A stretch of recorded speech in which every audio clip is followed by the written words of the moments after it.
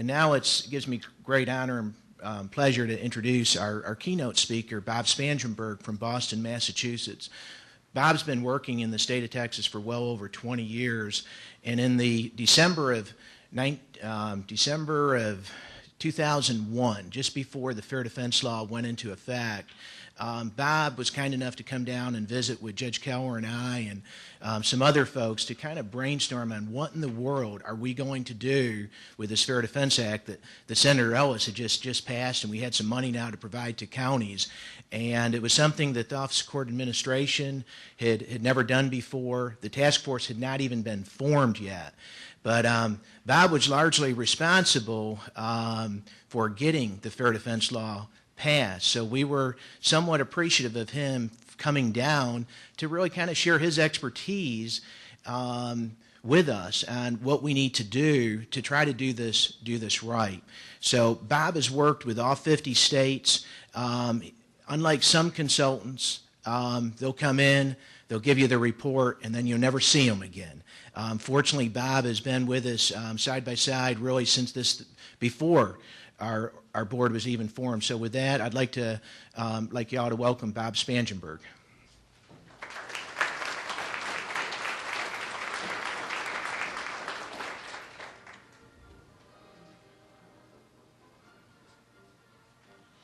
I love Texas. And as I've told you before, those of you that have heard me before, I am your ambassador in the United States to other states, to the American Bar Association, to other organizations that are concerned about indigent defense systems. I love Texas, and I love being here with you. And seeing this crowd is just absolutely amazing. And first of all, my thanks and appreciation to Terry for all the good works. I told her last year that the only thing missing was a video of these 2 days. And guess what? We got the video. Anyways, let me start by saying that I have been in all the states. I've been in 50 states. For those of you that saw my bio in the handout, this is me standing on the Great Wall of China. In addition to our work in this country, I've worked in a number of foreign countries, including 12 years in China. This is not the time or the place to talk about what's going on with indigent defense in China, but to give you some description or give you some reason for that picture. Now, let me say first of all that I want to read something to you. It's short. Local officials in each Texas county decide how to comply with the constitutional and statutory requirements that lawyers be provided to indigent criminal defendants. These laws promote fairness and public confidence in criminal justice. Local governments pay most indigent defense costs, and these costs increased after the implementation of the Texas Fair Defense Act. As more money and attention are focused on indigent defense, however, a broad array of officials from prosecutors to judges to county executives have found that indigent defense is a critical tool for promoting efficiency throughout the criminal justice system. Do you all agree to that? I guess the answer is yes. And I think it's important.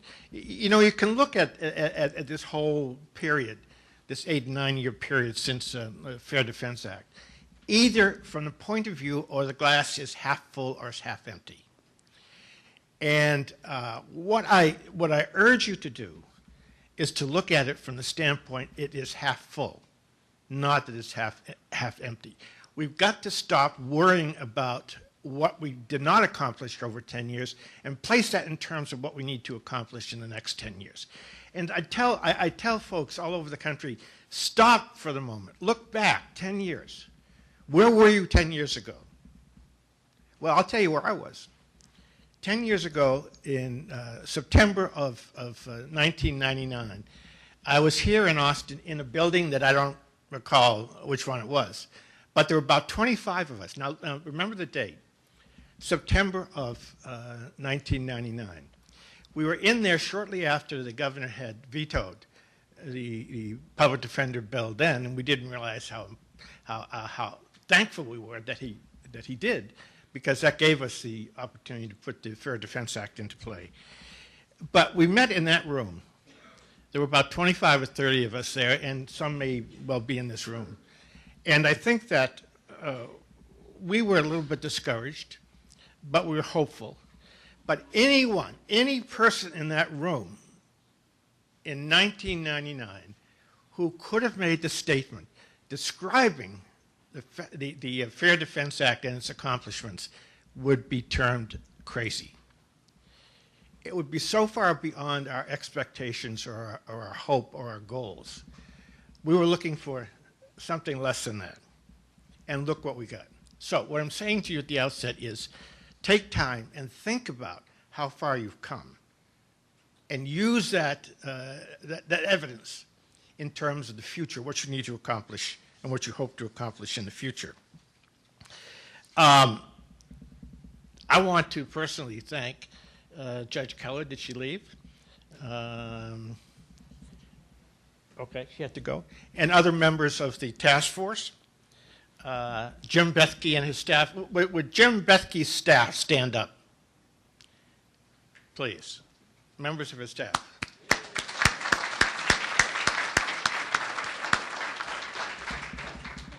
Oh, someone's waving from, Carl's waving from behind the door.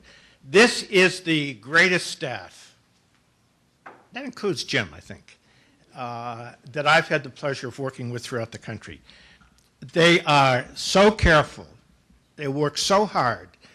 They're so concerned about the counties and about state government, and they're concerned about effectiveness, quality, efficiency, administration. They're concerned with all of those areas, which I think are a part and parcel of the Fair Defense Act. Carl Reynolds, did he leave? Okay. I wanted to say a word about Carl because Carl has helped the staff, the task force a great deal through the use of personnel from his office. And Jim Allison, he was here from the start, long before the start.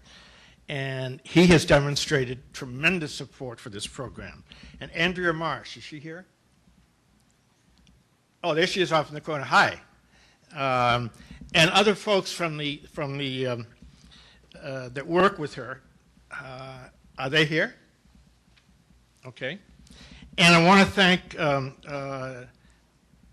Let me put your hand up if you're a county official present today. Welcome, welcome. This is a cooperation. This is a joint effort, as you all know and have already heard today, and we'll hear again and again, between the county and the state. No one thought it was possible for the counties to cooperate in an adventure like this. There were even some who thought the judges would not cooperate. How many judges do we have here? Raise your hand. Okay. The judges have cooperated.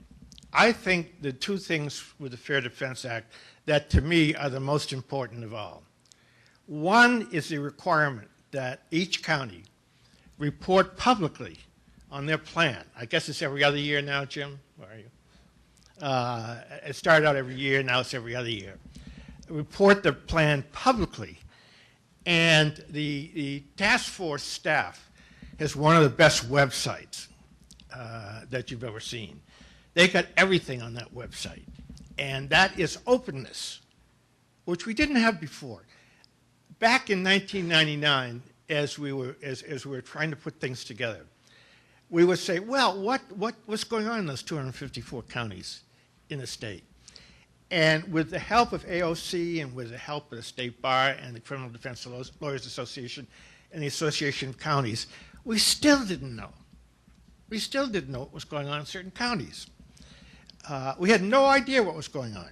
In fact, in preparation for the legislation, we tried to get a handle on just how much had the counties spent in 1999 or 2000.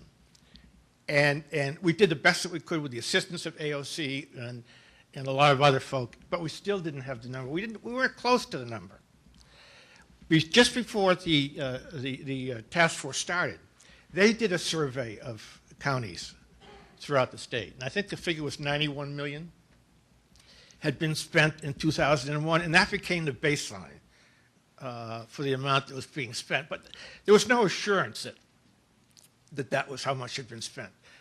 After all, you have 254 counties, and I counted up 157, I think that's right, of those counties have a population under 25,000. That is amazing, absolutely amazing.